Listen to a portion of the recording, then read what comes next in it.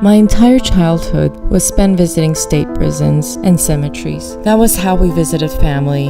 Those are my memories of being a child in the 1980s. Instead of playing games with other kids or watching cartoons, I was visiting prisons and cemeteries. Those words were written in 2016 by مريم أكباري whose sister and 3 brothers were killed in the 1980s during a wave of extrajudicial executions. مريم is now a political prisoner herself. She has been held in Evin Prison's women's ward since 2009 after being arrested during the violent crackdown on the peaceful protests that erupted against that year's presidential election.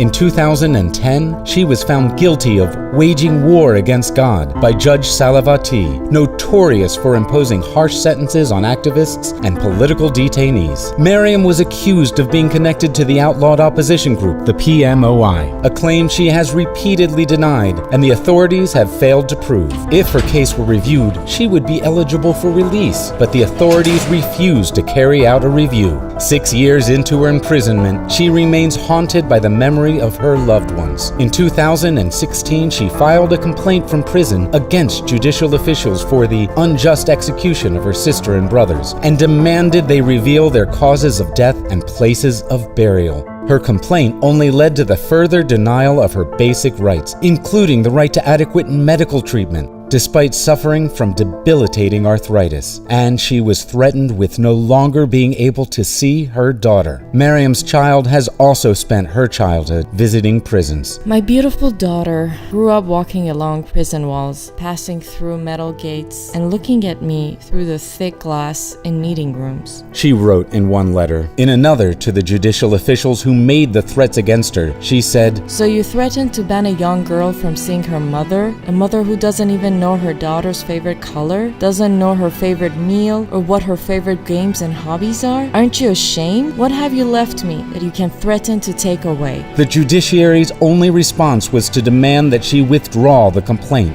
In the 7 years I have spent in Eivin, Gohardasht, and Qarchak-Varamin prisons, I have witnessed and heard about crimes that put me in a position to make threats against you, not the other way around. She responded.